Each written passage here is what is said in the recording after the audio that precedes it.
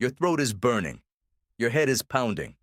Every joint in your body aches, and you cannot get warm no matter how close you curl toward the fire.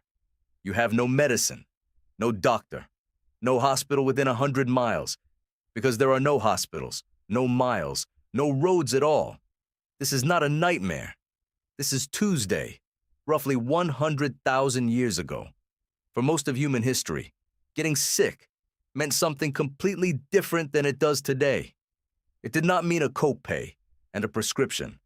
It meant your survival and the survival of everyone around you, hung on a set of ancient tools your modern mind would barely recognize as medicine. And yet your ancestors made it through.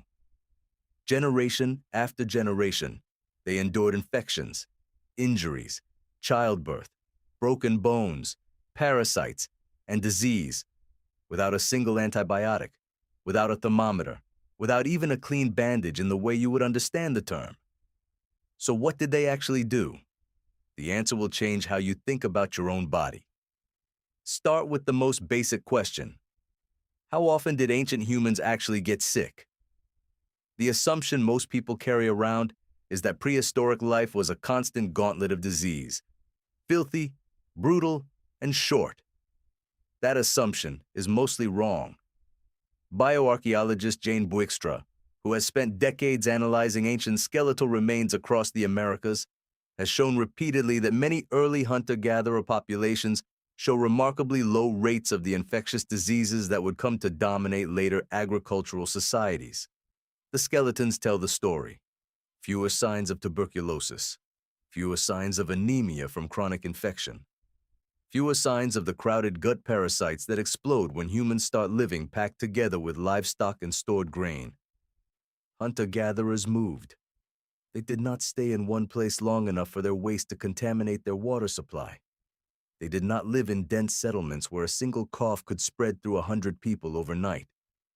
The diseases that would eventually kill millions, smallpox, measles, influenza, are largely what epidemiologists call crowd diseases. They require population density to sustain themselves.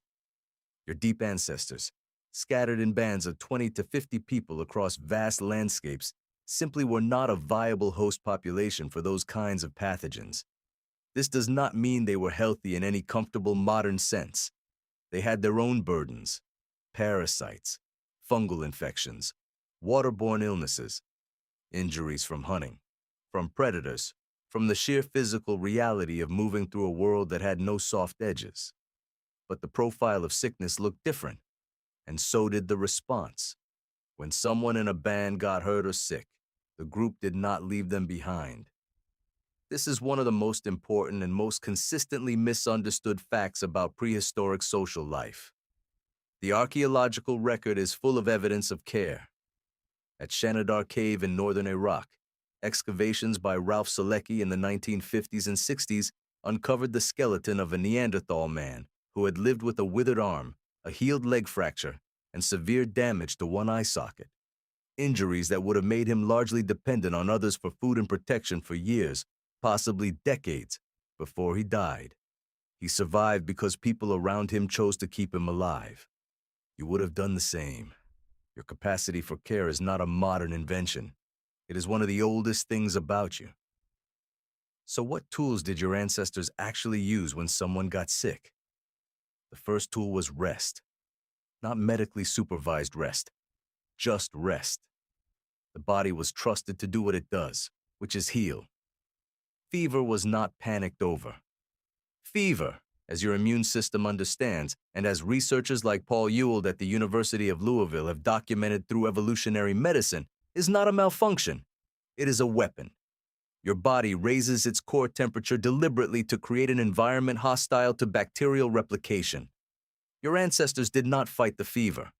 They sat near the fire, they ate what they could, they drank water, and they waited. Often, that was enough. The second tool was plants. And this is where the story gets